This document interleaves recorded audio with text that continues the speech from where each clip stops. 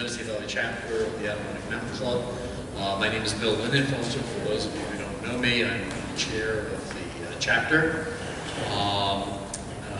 This is obviously our last chapter meeting of this season. We'll resume again in September. Did everybody have a chance to go to the gear swap? Did anybody buy anything out there by any chance? Or okay, this is usually something that people enjoy and tends to attract a lot of folks. We've got quite a program tonight, but before we get into that, there are a few things I just wanted to talk about. First of all, as I hope a lot of you did have a chance to get up to Expo, maybe just a show of hands. Excellent, very, very good. Rich Sensenbach, who organized that, is going to talk about that in a little bit. And certainly, I just want to say thanks to Rich and his great crew of people for putting that on. That's a very, very large number of people who do this, and it's certainly our biggest event of the year. And so great thanks to Rich and to all of his people. A couple of other things. I just wanted to talk a little bit about how it is that the things that we do at the Genesee Valley chapter get done. Everything that we do happens as a result of volunteer effort. Certainly, as I just mentioned, Expo is a good example. Organizing all of our outdoors activities, trails, events, waterways events, all kinds of other activities that take place. I mean, I don't even know how many different waterways outings take place on a weekly basis, 4 or 5 of them every week. Trails, likewise, a couple of trails outings every week. This all happens as a result of volunteer effort. In addition, there are a number of other things that happen in the chapter too as a result of volunteer effort. The newsletter, the Genesean that you see every month from September through June is another very large effort that takes place, for the most part, hidden from view. I mean, it's not the kind of thing where you have a chance to see what for example, a hike leader does in order to organize a trip. This is something that happens pretty much behind the screens, and it may not be obvious, but there's a lot of time and effort that goes into something like this. So what I'm asking is for folks to think about how it is that they might be able to contribute to the chapter. There are many opportunities to volunteer. These are the kinds of activities that really keep the chapter what it is. I mean, all of us are here tonight because of the effort of many, many people over the course of actually quite a few years in order to keep this chapter going. It's the place that we come together with friends, with new friends, where we have opportunities to find out what other people are doing, socialize, maybe find out a little bit about a place we're interested in visiting or hiking in, maybe to buy a piece of equipment. But all of this happens as a result of the organization that takes place by volunteers who work throughout the course of the year in order to make this happen. So please consider how it is that you might be able to help out. There are a few particular needs that we've got, and I've brought these up more than once, and one of the ways to get me to shut up and stop bringing them up is for you folks to volunteer, and that way I can strike these things off my list. But a couple of things in particular that we really do need some help with. The Genesean, we continually need people to help out with that. Grace Fuller took on what was supposed to be the temporary job of being the Genesean editor, and that was over a year ago now. And we'd really like to be able to find a permanent editor for the Genesean. It may sound like a daunting task, but there's actually a staff of people who work in the Genesean these days. There's a lot of help that's available. It's not a full-time job, in other words. There's more detail that's available by talking to either me or to Grace about this. We can certainly use somebody that is willing, mostly, to do this. Some skills involved, especially if you take on the layout task, but even that is something that I bet even I could learn how to do that. So again, please consider that. Or if you happen to know somebody else in the chapter who you think might work out doing this, please let either Grace or me know about it. We really appreciate that.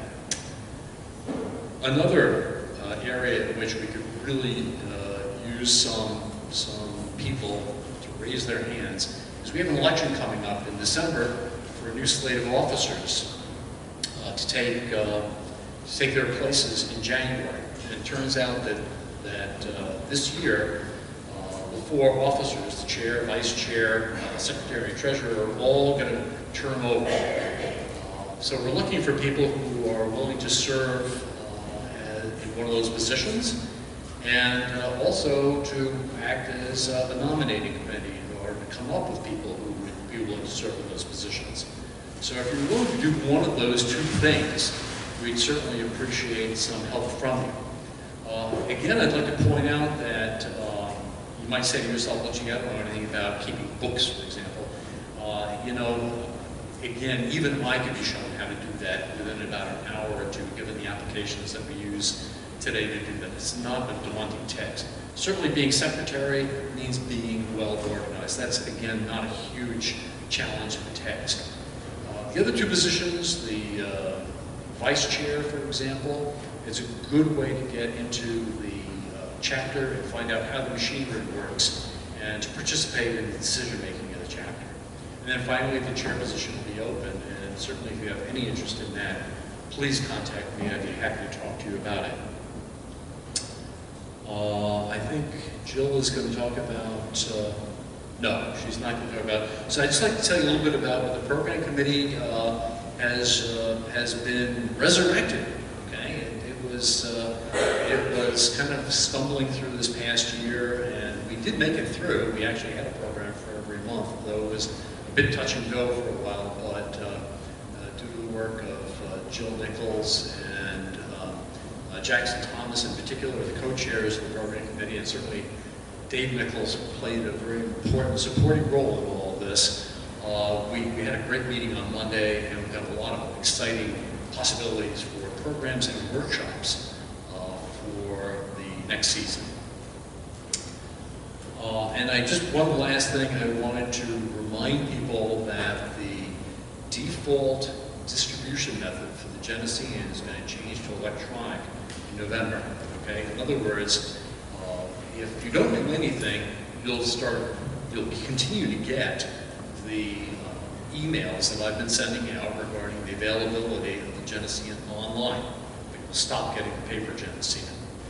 As we've explained a number of times, we're really trying to live the green ethos that we talk about all the time. So we're trying to cut down our use of paper, cut down our use of energy, and certainly save the chapter a bundle of money to be used for other kinds of things. So I just wanted to remind everybody that's going to be happening in November. If you want to continue to get paper, there'll be an opportunity to do that in September. Okay? And with that, I'd like to pass this over to Rich.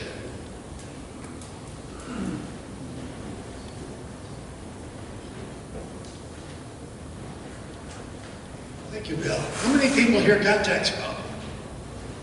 Okay, I also see a number of members of the planning committee. Would you guys please stand up?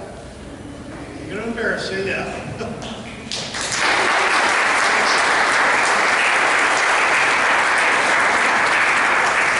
These are the people that gathered the workshops, the organizations that came in, stuff like that. How many people volunteered at the Expo? Would you please stand up, because without you guys, for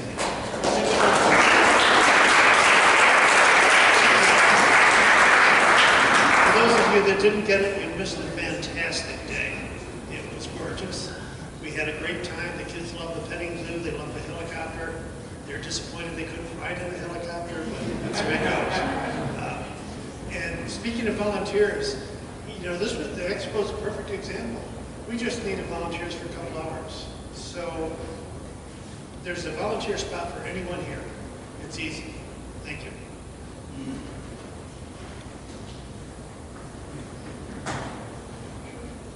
I just wanted to add one thing to that, and something that changed this year was that due to the work of the main club, Van Bortle Subaru gave us a chunk of money, gave the club $5,000 to support Expo, which our normal budget runs to about $18,000 a year. When we get $5,000 to the main club, we got a couple $1,000 of that.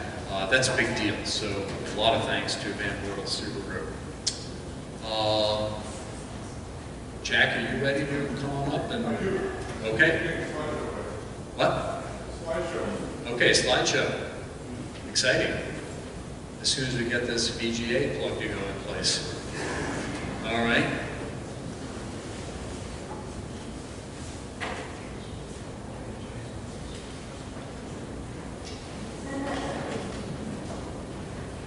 This gets complicated because we've got a Windows machine up here, and then we've got to switch over to a Mac midway through. Oh, there we go.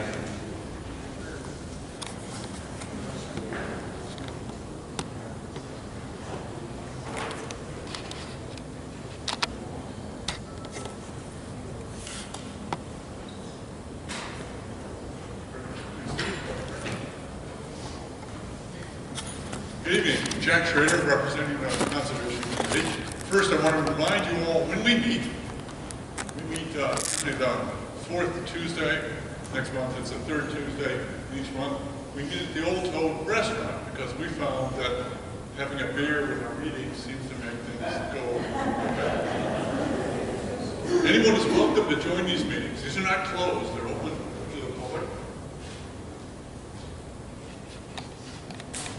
First announcement. This is probably, if you don't have anything on your schedule tomorrow, you have an opportunity to go to the Genesee River Watch annual River Basin Summit. It's Thursday at RIT. You can find information on the Genesee River Watch website. More details. $15 gives you a good lunch. If you don't want to have lunch, you can probably attend for free and attend some of the sessions. Go in the afternoon if you have time. I've gone to this in the last couple of years, and it's really worthwhile to give you a good idea of what's going on in the whole watershed of the Genesee River. One of the things we'll talk about tomorrow is the recreational opportunities, and they'll provide a map of all the river access points along the Genesee River. Next, the primary purpose for this discussion, this evening, for my discussion, is a discussion of the national monuments. I'm not sure if you've heard, but in April, President Trump issued 2 executive orders that asked for a review of all national monuments of 100,000 acres or more since 1996. 1996, there was a change in the Antiquities Act, and so this is, I believe they think that there were some processes that may not have been followed since 1996. I would advise you to go to DOI.gov or search for Department of Interior. You then get some news items, and one of the news items is on the Bears Ears National Monument and what the Secretary has concluded with regard to the Bears Ears.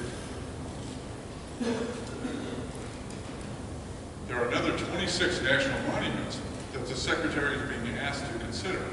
And I put up here on the screen, this is available on the website, either on the regulations.gov or on the Department of Interior website. And it's important to note that the Secretary is now directed to consider whether or not these areas are the smallest area, compatible with proper care and management, whether they're appropriately classified as historic landmarks, structures, or other items of historic or scientific interest, to consider the effects on uses of designated federal lands, including the multiple use policy, which I'm not sure, I think that probably means ATVs also.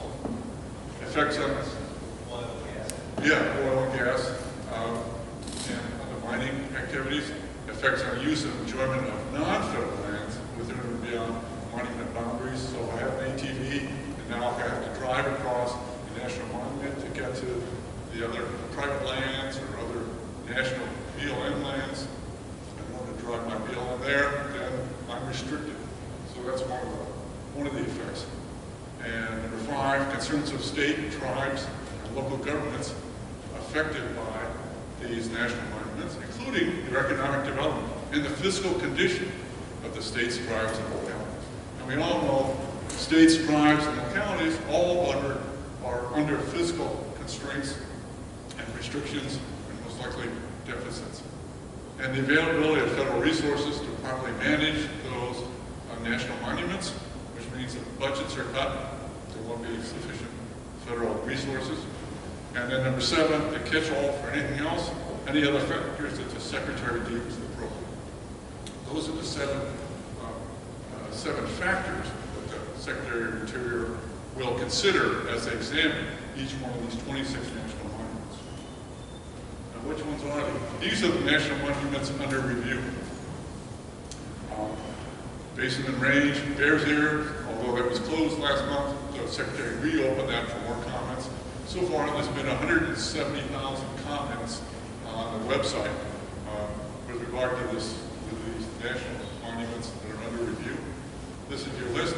It's important to know there's one, the only one on the eastern side of the country is the Nakahechi Woods up in Maine. And then it's interesting to me that there are another 5 that are all ocean-based. And I can't understand why. I guess there were some mining or drilling issues with regard to this. The reason these are on the review is for the federal America First energy policy. And so I'm not sure what's going to happen with these. So politically, we're unsure what the process will be. Now, what I'm asking you to do is you go online to this website. This is also on the card that Dave Nichols had on the handout on the sign-in sheet where you got your tags. If you pick up one of those cards that has a site, if you forget that, just go to the DOI, Department of the Interior website, and you can find comments on the national monuments. Or you will write. The deadline is July 10th. That's it. Thanks. Okay, thank you, Jack.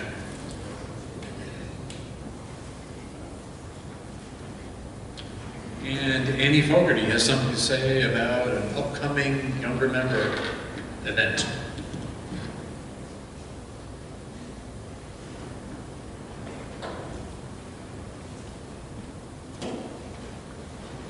Hi, my name is Annie Fogarty. I'm part of the YN group, and every year we do a winter trip and we do a summer trip, and it's to the Johns Brook Lodge. So this year it's August 19th through the 21st, and it's not just for younger members. The intention is to try to get people to come out that are younger members, but young members, I think that the club changed it to the main club, right?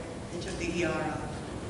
So we still have the ER, but don't get part. Yeah, so that was my next point, that if you, something that you're interested in, you can talk to me more about it. It's up on Facebook. You can get the link through the chapter website. It was such a good idea that the main club has actually stolen it, and their young members' John's Brook trip is the end of the month. We try to avoid black fly season, but they've chosen to do it at the end of June. So hopefully that won't discourage any of the young members who are going on that trip. So just wanted to put it out there for people that might be interested or have family members that might be interested in that trip. Thanks. Thanks, Annie. And finally, Beth Wheeler.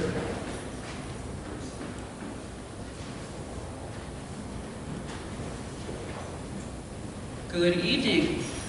I am new to the group. I joined in December.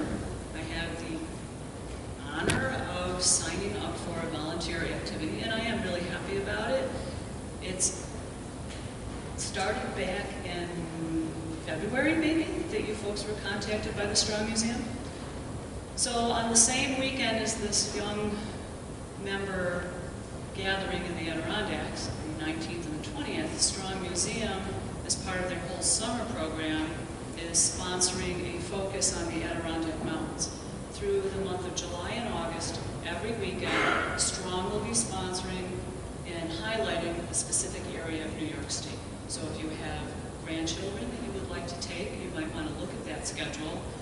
I have had a tour where the activities are going to be set up for kids, and it's actually very exciting. So I signed up to volunteer. I was the only one. And I went to a meeting, and another ADK member decided to volunteer. And it's Saturday from 11 to 4, Sunday from 1 to 4. I'm going to be there the whole time.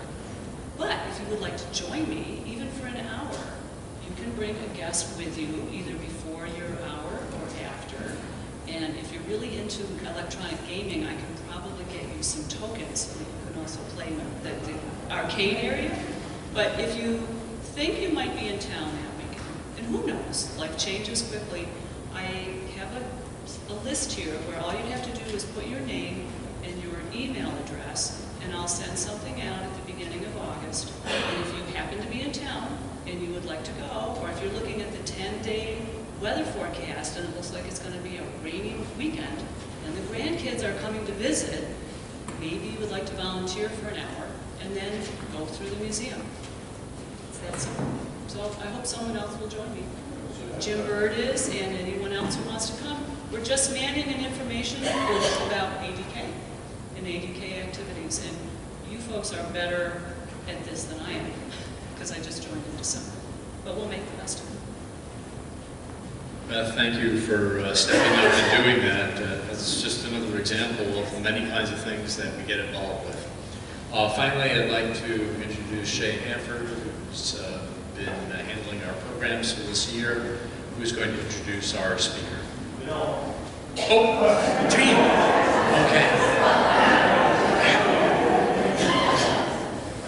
Jackson. You have anything to say? I don't know how to apologize. He is seldom speechless. Hi, everybody! Once in a row.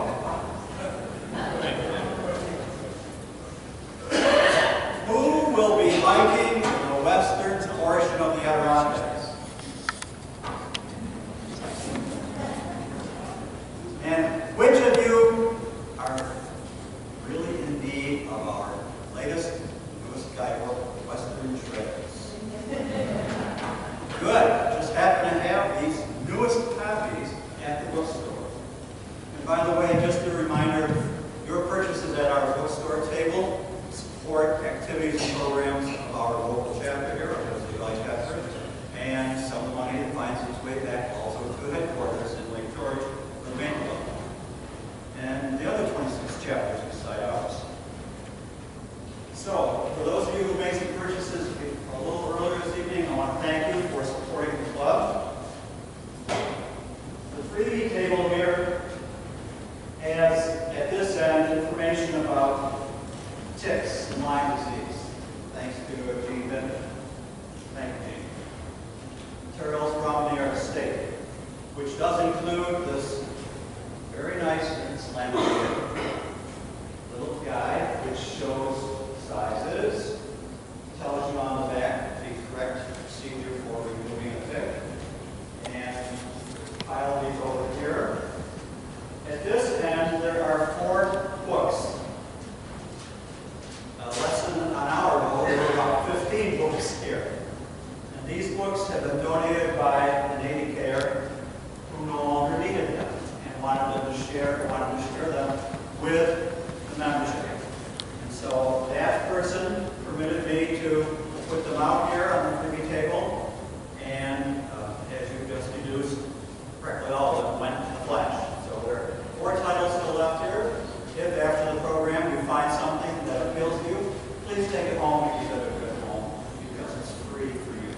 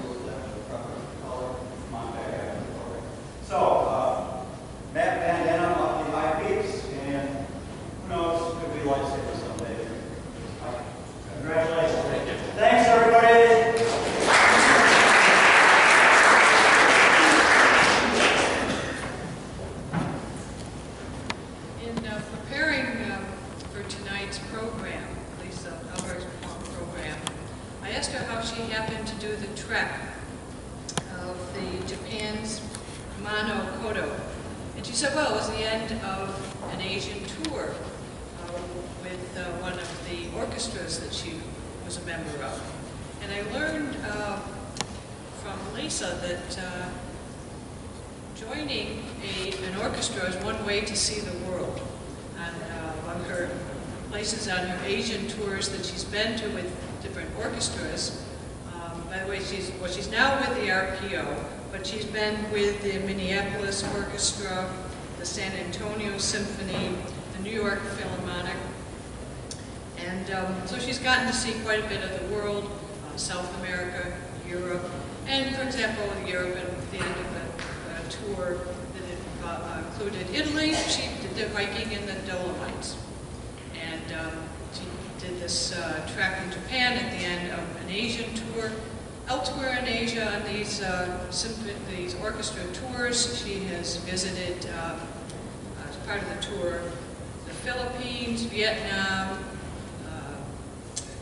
Singapore, Taiwan, Cambodia,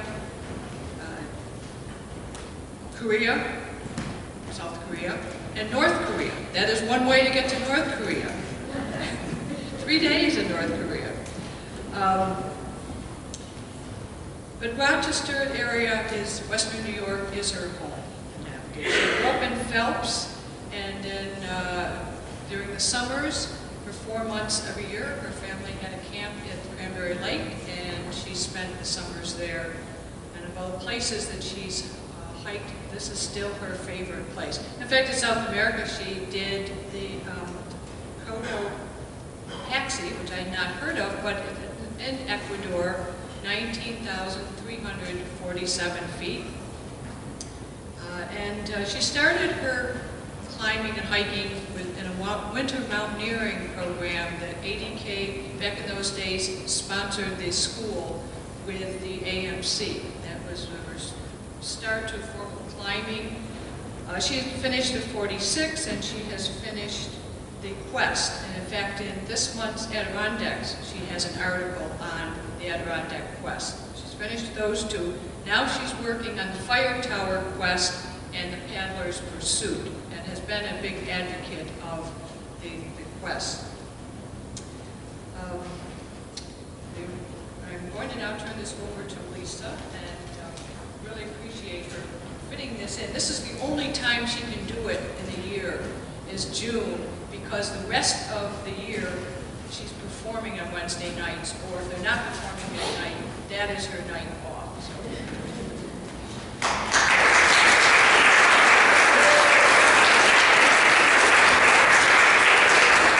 Thank you. Good evening. Thank you everybody for coming out to listen to me talk about a really amazing trip I took.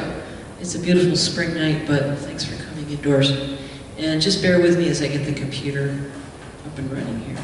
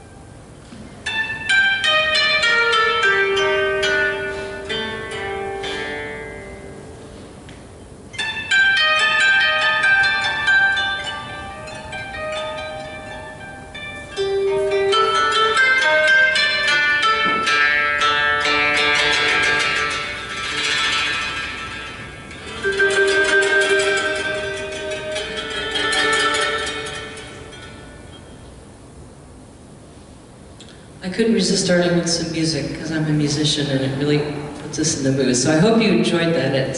The title of it was Cherry Blossoms, which you're going to see a lot of. And I'll try to move as quickly as I can through this. There is a lot of material. So I came to know about this trek from another musician in town named Deborah Fox, who runs the Pegasus Early Music Group, which some of you might be familiar with.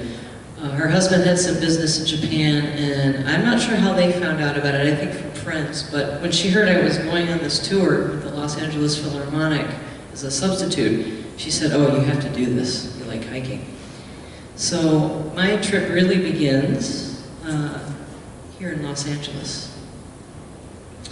And I played with the Philharmonic there for 2 weeks in preparation for this Asian tour, which was a real honor for me. We hit a few cities before I get to the Kumano Kodo, so I'll just show you a few sites really quickly of where I went from LA. The Far East.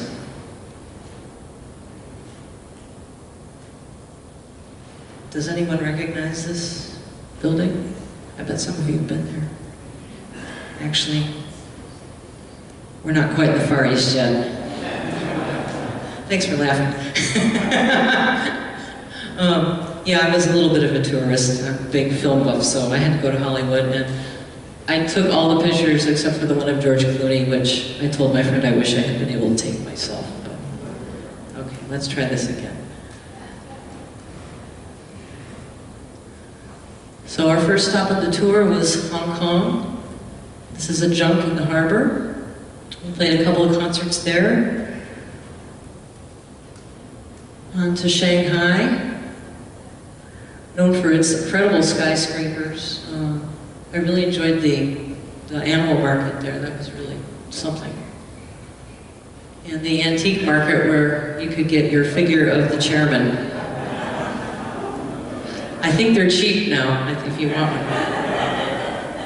one. Next stop was Seoul, South Korea, which is a foodie's paradise. It's just some of the most incredible food I've ever had. So the orchestra always likes going there. And finally to Japan. We played a concert at the Suntory Concert Hall. Suntory is the big distilling company that built the hall. And that was our last stop. So when I looked at my Rochester Philharmonic schedule, I realized if I was going to come back, then that I would have had like 2 weeks off here. And I thought, well, why rush home? So I organized all on the internet. The Kumano Kodo Association has a fabulous website, which I'll show you at the end. And you can organize this very seemingly complicated trek very well through them, and I didn't have one single glitch. Everything went very smoothly. So in Tokyo, we did a little sightseeing to the Meiji Shrine, and that's the highest torii gate. The torii, the word torii means the bird abode, because these gates are so high. That's the largest one in Tokyo.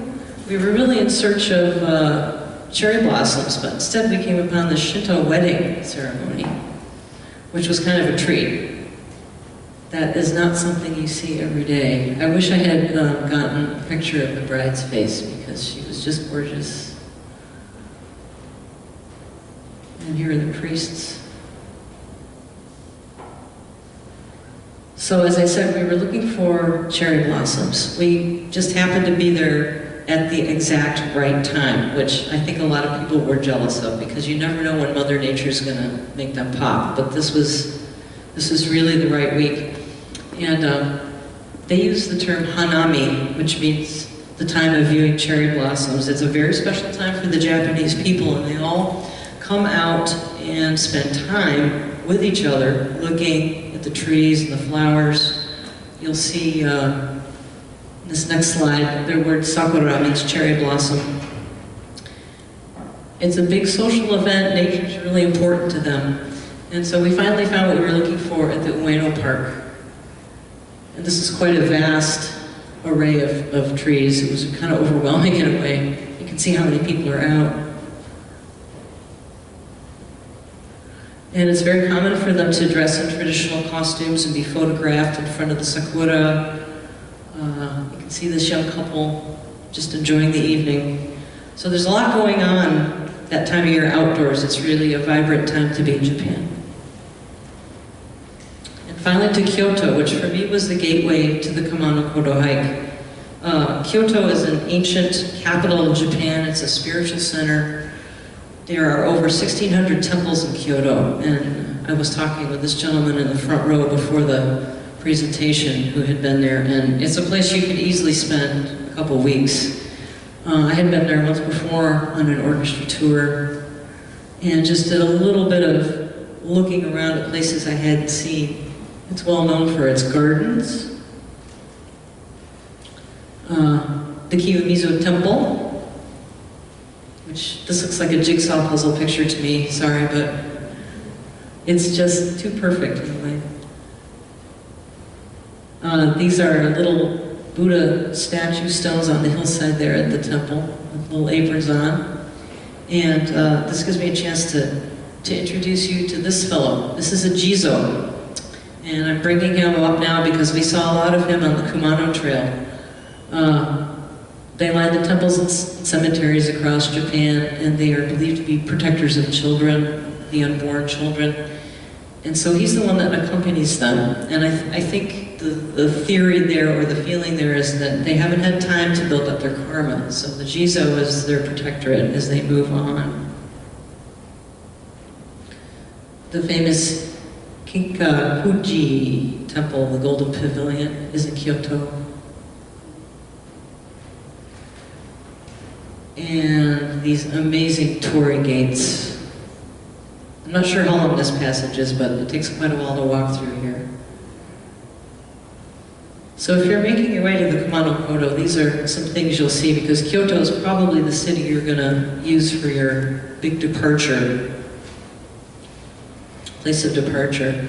They have a very famous Shidari Sakura, the weeping cherry, which is sort of a national symbol. And our inn where we stayed was right near this park. So we didn't know it, but we happened in there, and people are just thronging it. It's almost like a carnival atmosphere, and there's also beautiful gardens there, but it's really spectacular. I'm not sure how old it is. It's survived several lightning strikes, and it's something special to them. Our ryokan, or traditional Japanese inn, was also situated next to this temple, the Chion-in Temple, which is the main, this is the main gate to the temple. The reason this was important for us is because it's the headquarters of the Jodo-shu sect of Buddhism, or Pure Land, and that's the sect of Buddhism that's prevalent in the Kumano Kodo region. So it was kind of an interesting way for us to start.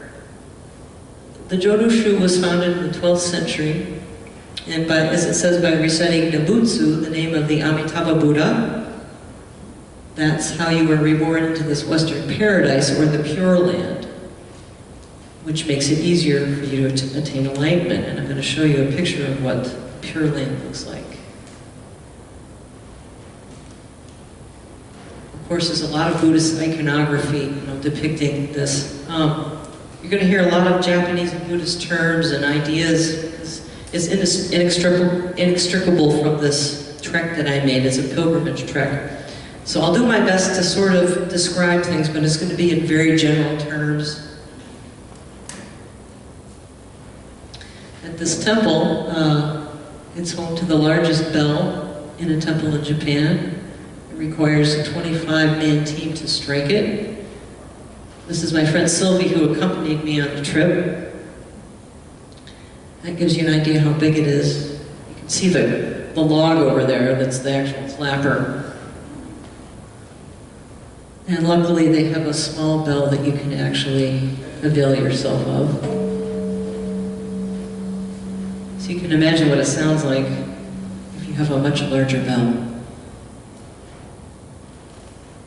So finally, Kumano Kodo. Okay, what is the Kumano Kodo? I know some of you are familiar with it. It's an area of Japan, it's a peninsula south of Kyoto, and it's a very mountainous region. It's been associated with nature worship since prehistoric times. And the Shinto religion, of course, being the earlier religion in Japan, is very nature-based. And through that, it held that the mountains, the rocks, the rivers, the trees, that they all are revered as deities and all have a spirit. Sometime in the 6th century, Buddhism came into Japan, and the two religions had this syncretic relationship where they meshed together. And it makes a very complicated sort of psychology and symbolism. And we didn't know when we were hiking, is this a Shinto shrine? Is this a Buddhist shrine? Well, it's everything. It's both. The Kumano Kodo region is an area where a lot of temples sprung up and a place where strict religious observances were held. Once the Buddhism took root there, the local deities were then considered to be a manifestation of a Buddhist deity. So you have this double layer of sort of religious systems and a whole different cosmology going on. The trails themselves are sort of a representation of this pure land that I described. The symbolism was imprinted on the local geography, visualizing a sacred cosmos which overlays right on the mountains. So when you walk the pilgrimage trail, you're essentially having a ritual where the participant is looking for this spiritual renewal, that the pilgrim is considered to be in the land of the dead, the pure land, is purified, healed, and then will be reborn into the material world. So once you're done hiking all of this and you've reached the central shrine, which was our goal, there are 3 shrines you can visit. We only had time to go to the central shrine. It's of great religious importance to somebody who's a Buddhist. The tradition is over 1,000 years old with walking the pilgrimage. It's in a very isolated mountainous region.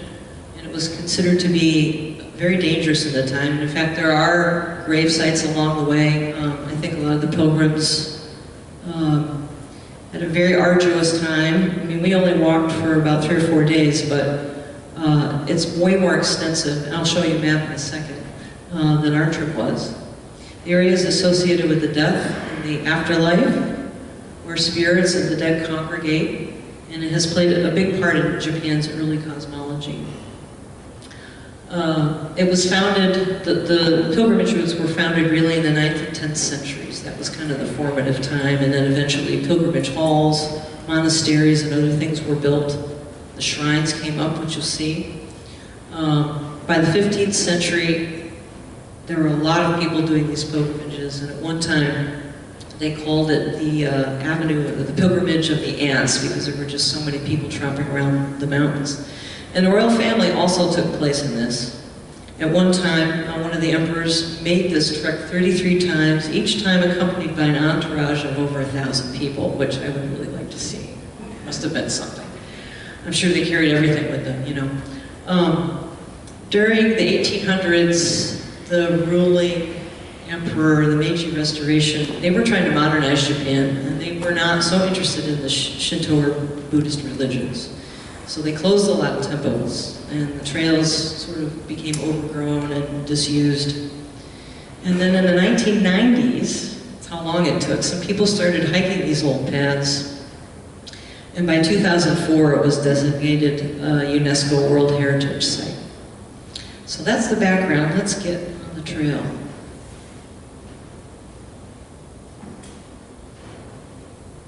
If you look in the center of the map where you see Kyoto and Osaka, that's the general area. There's that peninsula that jumps down to the south.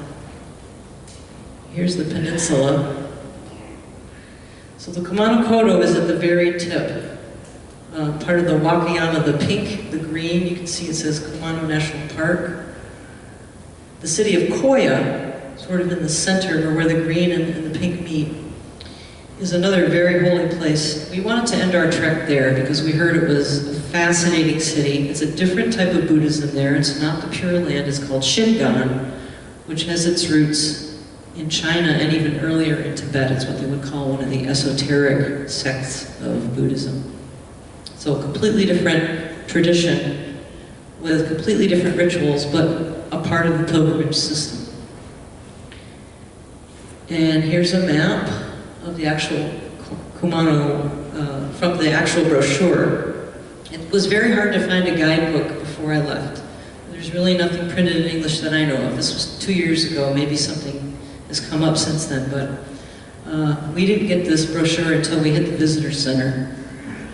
But the website is great, and you can download maps. I was in email contact with somebody in Japan helping me arrange accommodations. We needed a car one day, and to figure out timings, trains, buses, all of that. And as I said, it was just perfect. Everything that they said they were going to do, they did. The route that I took started in what's listed as Kii Tanabe on the bottom left. I think it's sort of a burgundy-colored route. It's called the Nakahechi Route. It's the route that the Imperial Family took. And we trekked all the way to the center where that orange diamond is, Hangu. The orange diamonds represent the 3 shrines. And from Hangu, we took a car up to Koyasan. You can hike that. It's about 70 kilometers, and you cannot organize that unless they give you permission to, because it's pretty rugged. There are 3 passes there over 3,000 kilometers high. It's very isolated, so they want to make sure you know what you're doing, but you can actually walk that route. It took us 3 hours by car to go 43 miles. So here's our point of departure at the actual trailhead, Takajiri. The visitor center is here, and we saw a very auspicious sight. There was a crane flying up the river as we got off the bus, which is very, very good luck in Japan. That's the visitor center in the back. This used to be a place where the pilgrims had large halls to be housed in. There were water purification rituals which took place here. There were monasteries. The nice thing that I learned about Kumano pilgrimage is that it was open to both men and women. So often in these traditions, it's a male-only kind of thing, and it didn't matter your class, your gender, everyone was making this pilgrimage. And here's the World Heritage rock that's inscribed. And the Adirondacks really prepared me, because it rained almost the whole time we were walking. And in the beginning of this trek, it really kind of did remind me of the Adirondacks. It was very steep at first. Very wet, lots of rocks, lots of moss, lots of roots. So here we go. You'll see right there when you walk through this gate, and at that point you are entering the land of the gods and the Buddhist paradises of rebirth. There are temple bells on these big ropes that you ring, you bow. We didn't know everything we were supposed to do in some of these rituals, but we were very observant and enjoyed sort of participating in that part of it too. So here's the start of the trail, and right away you come to this cave. We found out later you didn't have to go through the cave, but we went through the cave. It's called the Tanai Kaguri, and it's said to test one's faith, and women who pass through that are granted an easier birthing process. And it felt like a birthing process. It's quite narrow. But we did pop out the other side. And here's what the trail mostly looks like. Now this thing on the left here, you may think it's a trail register, but it's not. It's something called an Oji shrine. And about every 2 kilometers there will be a small Oji shrine or a larger one. And these are places that the pilgrims stop to do rituals. It was believed that there were spirits that inhabited these Oji shrines that would assist them and protect them on the pilgrimage. Some of them even had places to stay. The Shinto deities are said to be enshrined in these, so you've got this double syncretic thing going on with Buddhist deities, Shinto deities. Some of these are very small, you'll see as we go along. Some are much more colorful. Here's another one. And these little statues inside are the Jizo, and he is everywhere on this trail. He's everywhere in Japan. And people have already left flowers and fruit. We didn't actually see that many people on the hike. But we did run into some other people who were doing sort of our schedule. And another interesting thing is there's not a lot of wildlife on the trail. There are some monkeys, we didn't see any, but it's a pretty quiet forest. These stamps on the right-hand side are stamps that a lot of these shrines have, that you can stamp your pilgrim's diary or your journal or your stamp book. It's kind of a big hobby in Japan, collecting mementos of where you've been. So these are some of those examples. The page on the left I threw in there is actually temple calligraphy. When we visited the Chian temple with the large bell, they have monks there that you can present your book to, and they'll stamp it, and you can watch them do calligraphy. I don't know what it says. I intend to find out someday. That was a very nice souvenir to have. Now if we walked about 2.3 miles, since most of our first day was spent doing trains and buses getting to this point. So we had about a half day of hiking. And we came to the town of Takahara, and this is the Takahara Jinja, the shrine. That's one of the oldest shrines on the circuit. It's registered as a cultural asset. Big ceremonies were held here by the pilgrims, and there are also some cemeteries and gravestones near this area. These are camphor trees around here, which are about 1,000 years old. So these ringing the temple bell.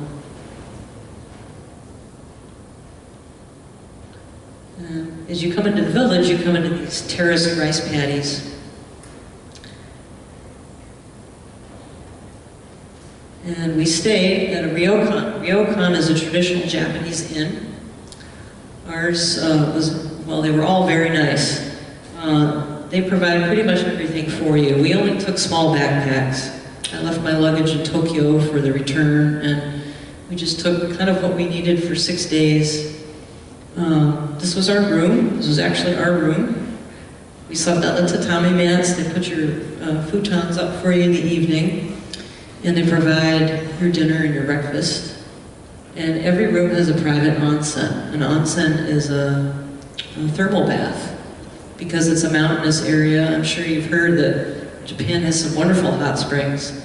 And this area was fantastic. And we really were lucky because, you know, when you're hiking, it's great to get in a hot tub at the end of the trail. So this was a very special way to see this part of the world.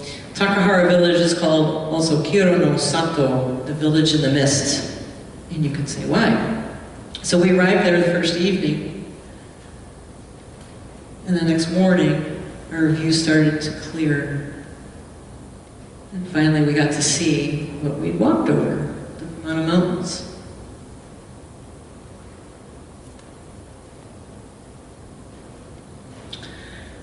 Breakfast in ryokan is very much like dinner. They don't really do breakfast like we do in the West. You've got your fish, your tofu, your miso, everything you see listed there. Absolutely delicious. The food was a highlight everywhere we stayed. Just beautifully prepared and presented, and just absolutely delicious. This is a page from the pamphlet that shows the maps that you'll get if you do this trek. Everything is really detailed. They even give you course options. There's a timeline. Any question you might have is pretty much included in there. I just wanted to show you how that looks. So our first leg is from Takajiri Oji to where you see all the blue signs, symbols. That was our first day's walk. Second day we started out, and it's really fantastic that they have these not Kumano Kodo signs, and we need some in the Adirondacks. You could not possibly get lost doing this. There are other trails that intersect that go to private property. You do come out of the forest. As you can see, there's some buildings, so you will enter the outskirts of certain villages, but for the most part, you're in the forest. Here's another Oji shrine.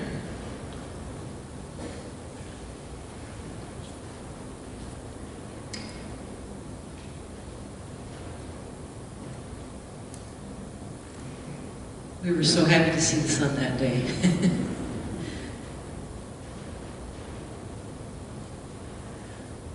And then we come to, here's another Jizo.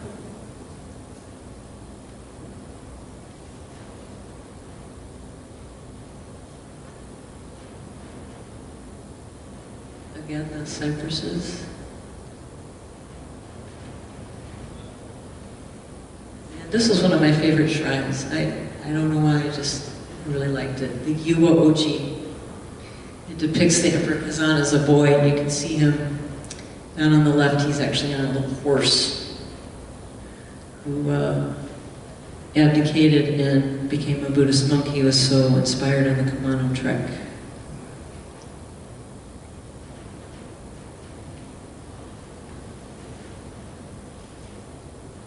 And again, cherry trees.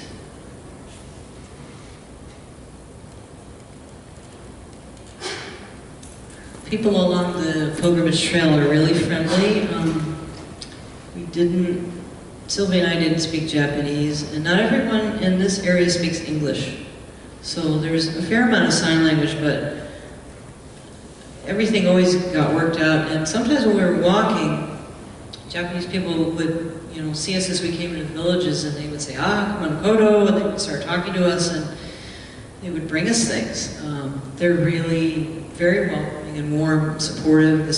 I remember as we came into this village, the man that lived in this house came out. He gave us some wonderful citrus from his tree and wanted to know where we were from, which always makes every trip nice when you're not just, making your way through something. It was really a nice time to interact with people.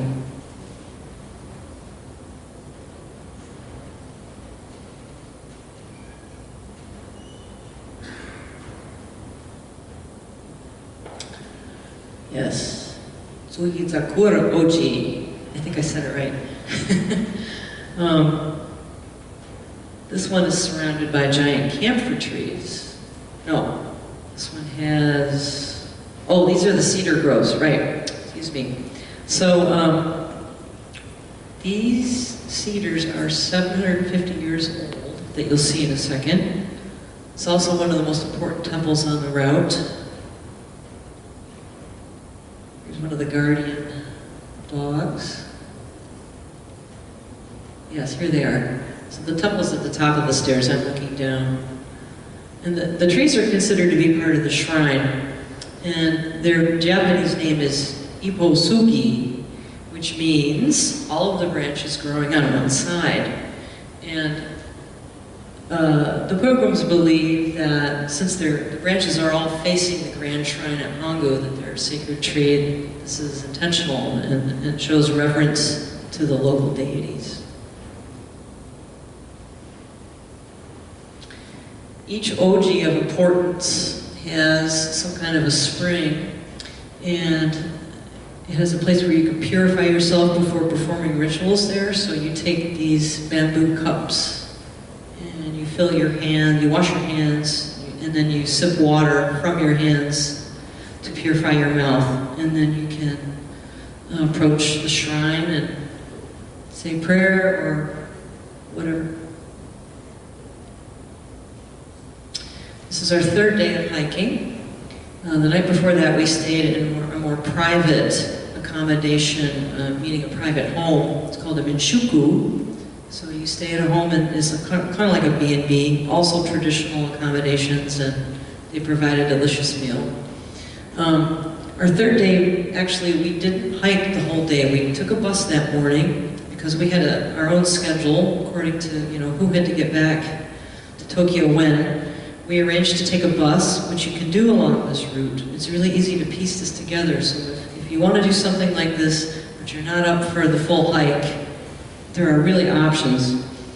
We covered about 8 miles on the bus, which made it possible for us to get to the Grand Shrine that day. This is the Hoshinman Oji. It used to be a much larger gate here, and also housing for pilgrims. It was sort of a hub. And this is where you enter the gate of awakening, of aspiration to enlightenment. Basically, as you're getting closer to the shrine, you're making your spiritual path more intense. So this is where things start getting a little more serious for the pilgrim. Another angle of the shrine.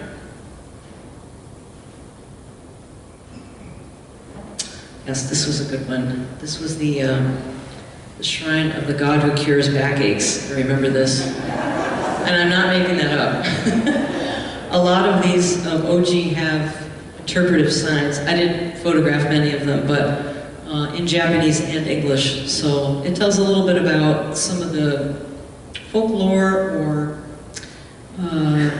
traditional religious stories about what's represented at that particular shrine.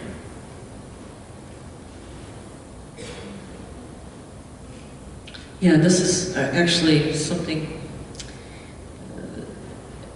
kind of sublime, walking through these mist-shrouded forests. One of my favorite memories is this.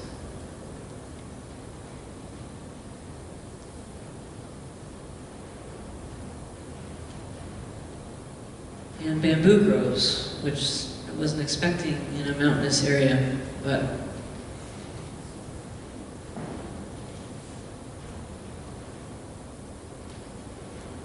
so I can see why this sort of landscape and this atmosphere was selected or deemed to be a spiritual area.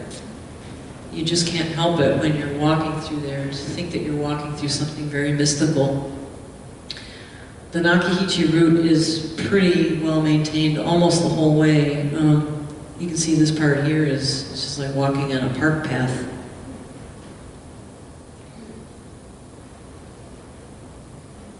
One of my favorite Jizo statues here.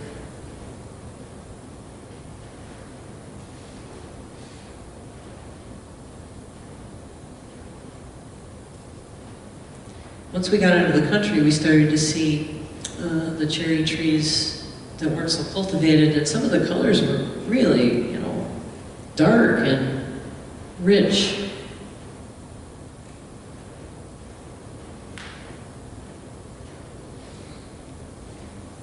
We're coming now into a place called Fushiogami Oji, the shrine where pilgrims would fall on their knees after viewing the grand shrine in the valley below. So in that pass there is where the grand shrine of Hongu used to lie, but an earthquake and flood destroyed it a couple centuries ago, and it was rebuilt in a better place, which is where we were headed.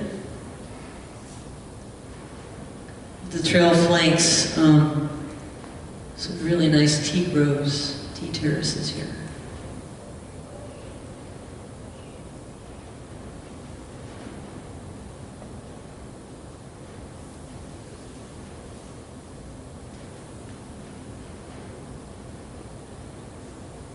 So now we're entering the area of the Grand Shrine, Kumano Hongo Taisha. We cross the river,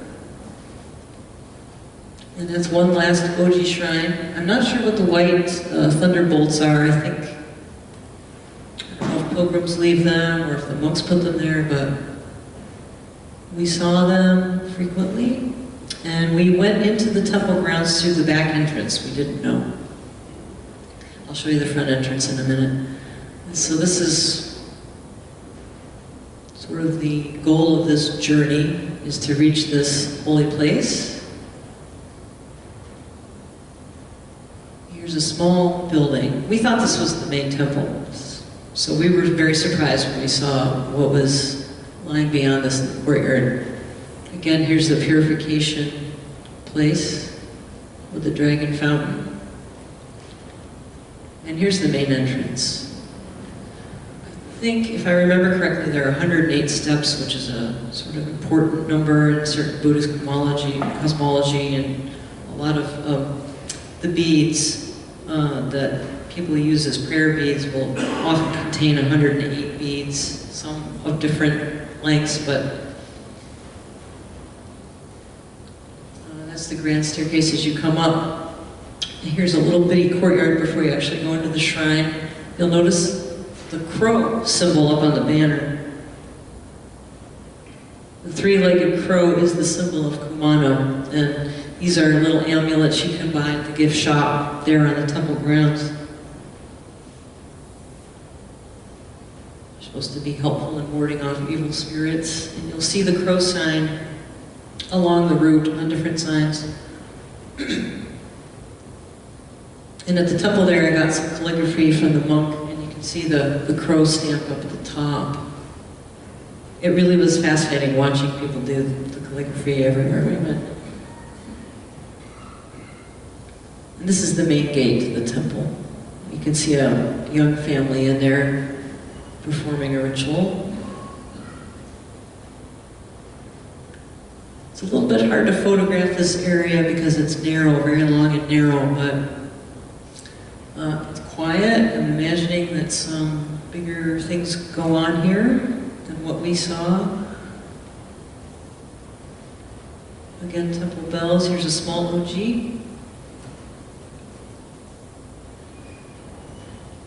And the golden lanterns.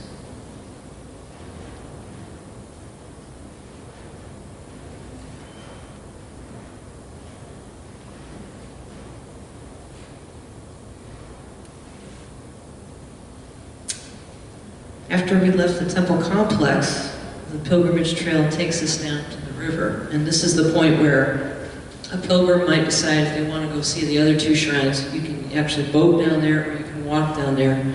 But it takes you through the Oyunhara Gate. This is the highest torii gate in Japan.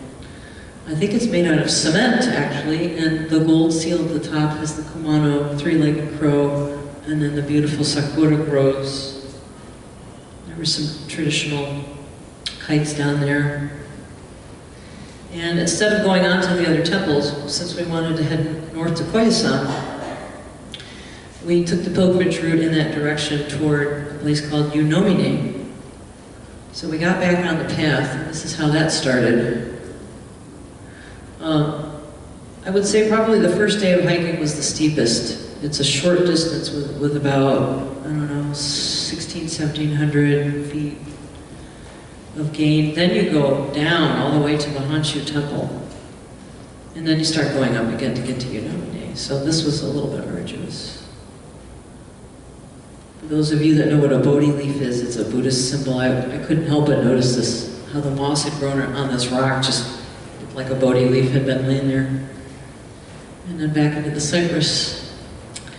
I really liked this oji here on the left. It's a little blurry in this picture, but as the trail came around the mountain, I think this must be quite old. It was carved into the side of this rock. Sylvie's lighting some incense there.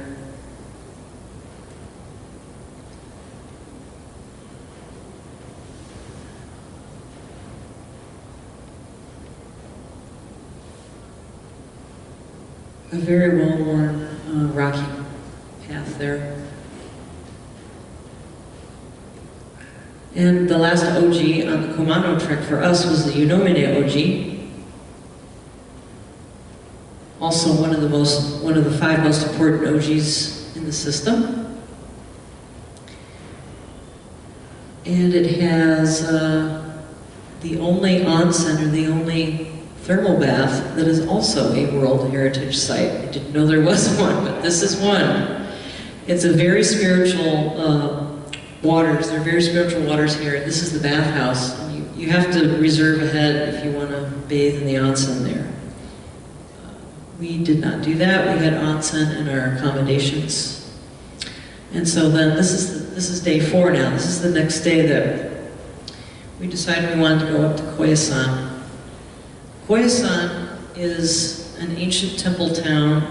Hundreds of temples there. It's pretty much a monastery town, and there's a Buddhist university. It's the top of this mountain, and it's one of the most incredible places I've ever been. We happened to be there, as luck would have it, when they're celebrating their 1200th anniversary of the founding of their sect of Buddhism, which is the Shingon sect. So we got to see a lot of really cool ceremonies, which you'll see some pictures of later. We took the car up to Koyasan. You can also train from Osaka if you're coming from the other direction. And when you get to Koyasan, you can take the cog train down the mountain, which is kind of fun. That's how we left. I just wanted to show you a picture of it. So So here we go. The town was just completely full of monks for this special celebration. So as I said, it's the center of Shingon Buddhism. Kobo Daishi is the monk who founded this sect. He was born in Shikoku, an island off of this peninsula in Japan, went to China to study, and the esoteric practices were instilled in him, and he came back to Japan and wanted to found a monastery, and he's holding what's known as a diamond vajra, if any of you are familiar with maybe Tibetan Buddhism. So the legend is that he threw this into the air, and it landed on top of Mount Koya. And that's how he came to found this place here. And they actually have the vajra in the museum there. When you stay in Koyasan, you stay in a monastery. We all have temple accommodations, so there's the part for the monastics, and then there's a whole separate part for visitors. It was a really nice stay. It was probably the nicest place we stayed. Serene. This is the garden. This pathway here goes along the side of the main, where the main temple is. This is our room. Yeah, it actually has another ante-room in the back where you can sit. You are invited to participate in the monks' ceremonies in the morning. So you have to rise really early if you want to do that. You have to be there about 5:30. They put you in the worship hall, and they instruct you in Japanese on how to take part in the ceremony. So that was kind of hard for us because we didn't understand any of that. It was kind of elaborate. So we paid attention, and everybody has a chance to go up to the altar, and you have to grab some of this powdered incense they use and throw it into the fire, and there are strands of cloth you need to rub in your hands and bowing. And I guess it went off okay. You know, it's interesting when you do these things and you don't really know what they are. You're still in a surrounding, and you're sharing this with other people, so it makes it very special, and it does have a meaning to you. The Shingon sect is known for their Goma fire ritual. We were hoping to see that, but we did not. They didn't offer it at our temple. You should look it up on YouTube. It's quite something. It goes back to Vedic practices in India. So, you know, from India through Tibet to China, now to Japan. It's a very old lineage. Now to the main temple area in Koyasan. The Danjo Garan has many, many different kind of buildings inside there. This is, I think, the main gate that we went in. And one of these buildings has got these banners. We see these monks. We're thinking something's about to happen. And sure enough, we hit one of their anniversary ceremonies. And that gentleman in the middle is the abbot of the sect. So he's the head guy of this thing. They had TV cameras. I think it was a national broadcast, actually. These are some bell towers. Another worship hall. I think this one is just for the monks. A white bell tower, the Daito bell. They have the largest Zen rock garden at this temple here.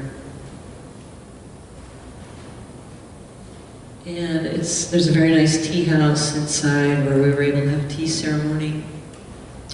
Here's our calligrapher there.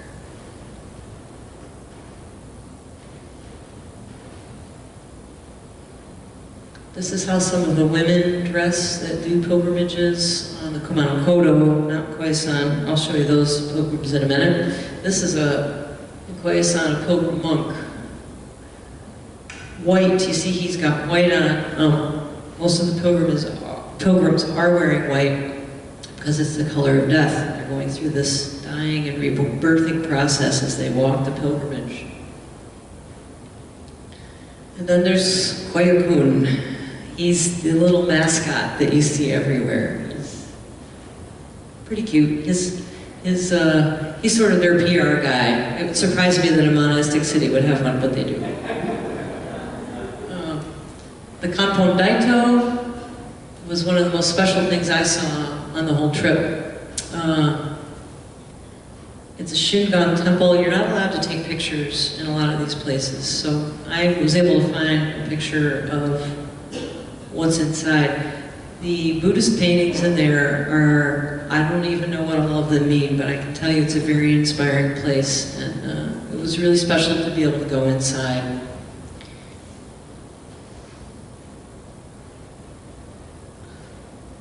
The Vairocana Buddha, the primordial Buddha, is the statue that's represented inside. And there's just images everywhere. Here are a bunch of pilgrims going in. Their ultimate goal is to go to the tomb of Kobudaishi, the founder of the sect. But this is a necessary stop. And that's the central altarpiece.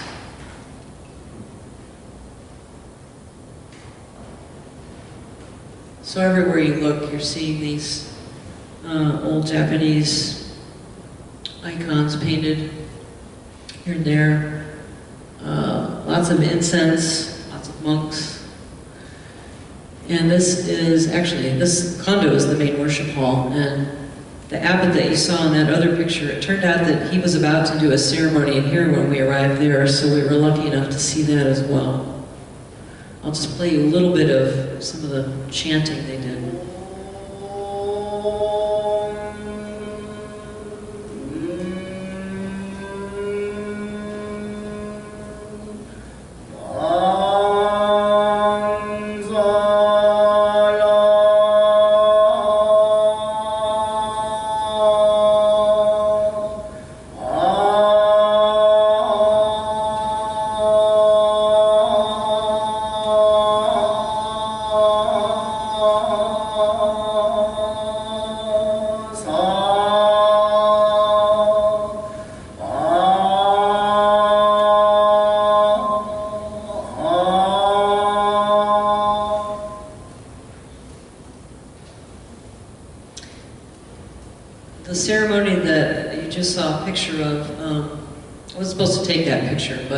I just took one memory from there, and there was also a flower arranging and tea ceremony going on at the same time. There were members of the Japanese royal family, so this was quite a big event, having this anniversary time, and it was a full moon that day, which I'm sure was no excuse. I'm sure that their calendar, actually lines up astronomically with when they do these things. So we were so lucky, we couldn't have planned that, I'm sure.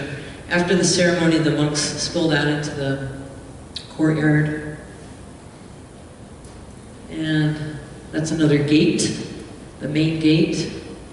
These colors are all everywhere. They're in ropes, strands of thread hanging everywhere. I don't know their true significance, but I know it's probably elemental or directional. This is one of the deities that is at the temple gate. And finally, the Daimon Gate, the Great Gate. Now we get to the Okunoi. This is the cemetery that's up at the top. Very ethereal place. Group of pilgrims being led through there. The end of the cemetery contains the temple where Kobudaishi is interred. So that's the spiritual goal for the pilgrims. I'll move a little quickly through these since we're getting close to the hour.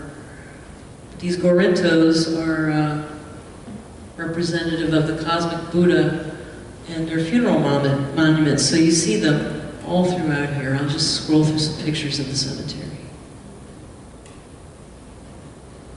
It's almost like a park. It's very large. You walk down a central aisle and you can take all kinds of twists and turns. The forest sort of is integrated. There's a very old jizo that's grown into a tree.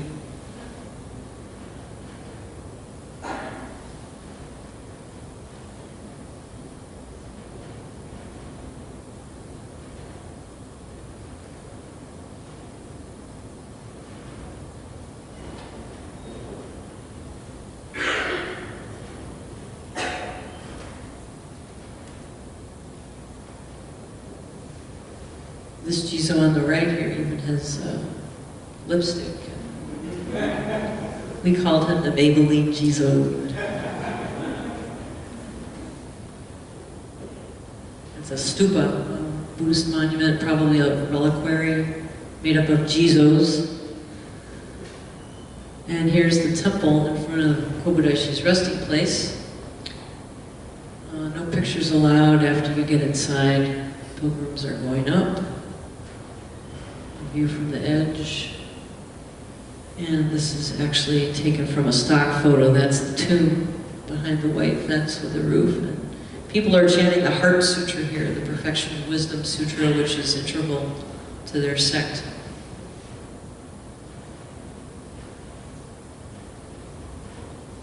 And that's a more contemporary likeness in the cemetery of Kobodaishi.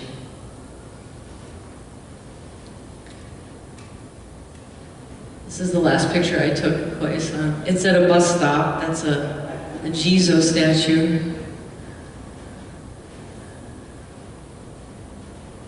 And that was my itinerary. We're almost out of time, so I'm going to put the next slide up because you may want this information if you're interested in finding out more. The website at the top is the Kumano Kodo website. They will help you do anything you need to do. They're very good. I would do it again in a heartbeat. I wish I could have done more of the trail. And then if you end up going to Koyasan and you need accommodations, that's the only thing that the Kumano website doesn't handle. But you can get on the Shukubo website. That means temple stay, Shukubo. And that's how we did that as well. We organized it there. So thank you very much for letting me talk about something that was so special to me.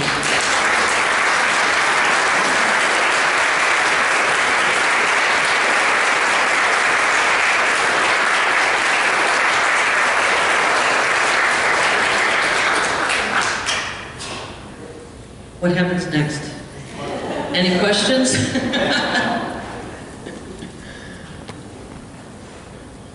There's one.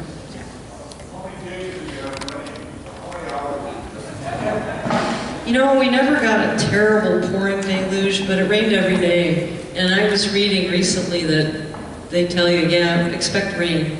That's why that one day the sun was so nice.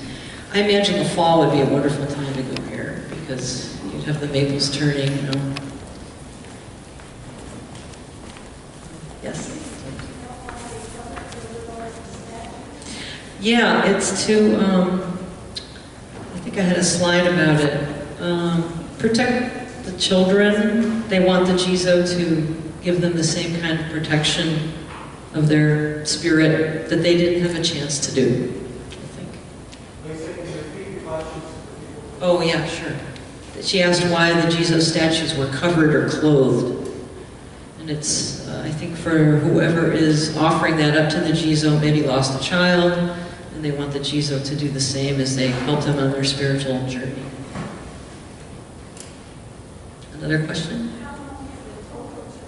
The total trail, oh gosh, I don't know. You know, there's, if you get online and look at the map, there's like 7 or 8 different routes you can take. So it's got to be hundreds of kilometers, yeah. Did the calligraphers use the same brush, making narrow or wide, similar? Yes, they did. They were pretty great. They study that, you know, it's a meditation form.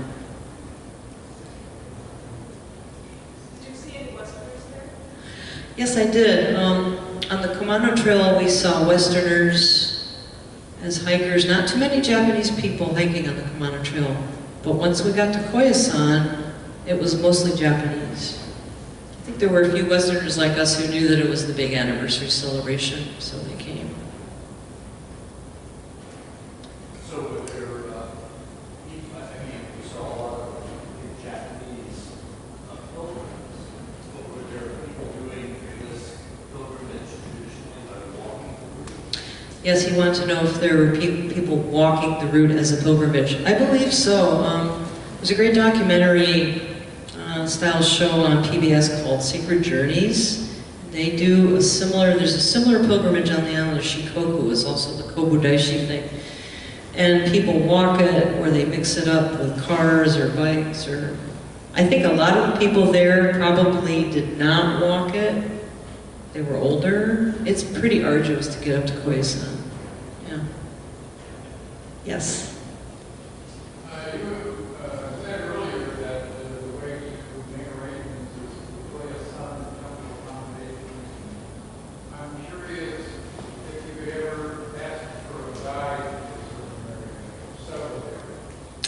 That's a good question. I bet that you can. I'm not sure how you would go about that. I guess I would just have to say, try asking someone, especially Kumano Kodo might be able to answer that question, even though it has to do with Koyasan. They might be able to connect you. There were some guides that were doing Japanese tours, but I didn't see any Westerners with guides. I'm sure it's possible. A lot is possible in Japan. Yes, sir.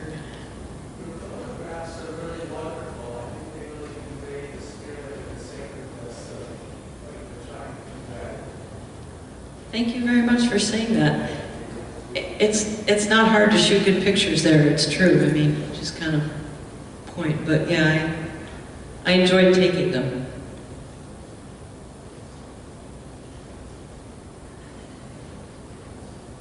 From your experience hiking the trail, how has that changed your perspective? How does it change my perspective from hiking the trail? Wow. Well, I think it just reminds you a couple things. That reverence is a good thing to have, and for me, the nature is really kind of the religious experience. I know it sounds like a cliche, but I didn't go on this trek for some profound religious renewal. I mean, I wish I could have said that I was doing that, but it's something you just can't conjure up. I just wanted to see what would happen, and I think going to see this place, it doesn't really change you, but it does, personally, it reminds you of kind of what's important, and it's nice to have your life a little bit simplified for a week and kind of remember what the basics are, and to see other people so devout with these shrines, you know. It just makes you respect other people's ways of life. Reminds you to do that. We all know we're supposed to do that.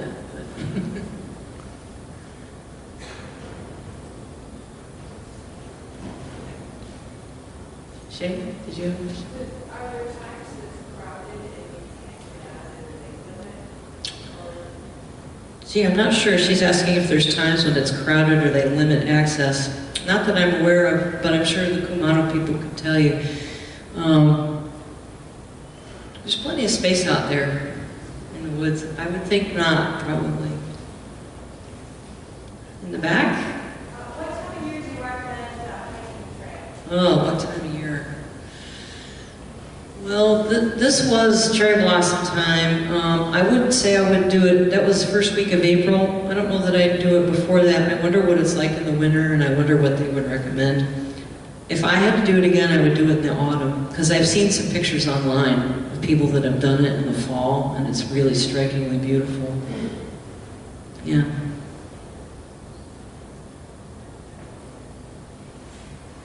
Okay. Well, also I want to thank Julie for signing. She had the hardest job of the night because she had to sign all these Japanese words that I was trying to say, so let's thank Julie.